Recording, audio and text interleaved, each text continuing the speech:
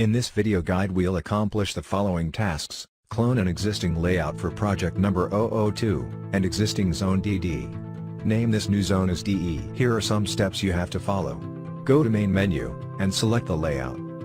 When you see the list of projects, select project number 002. Choose Save As. When you see the list of zones to clone, click Zone DD. You see the form to clone zone. Enter code, DE. The system prompts the existing description with word, copy. You can change this description. Click, Submit. The zone is created with a new code and a new description. Now, you can check out changes. Go to Main menu, and select a layout. When you see the list of projects, select project number 002. Select Edit. You see the list of zones to edit. Select Zone DE. You see the exact copy of layout DD.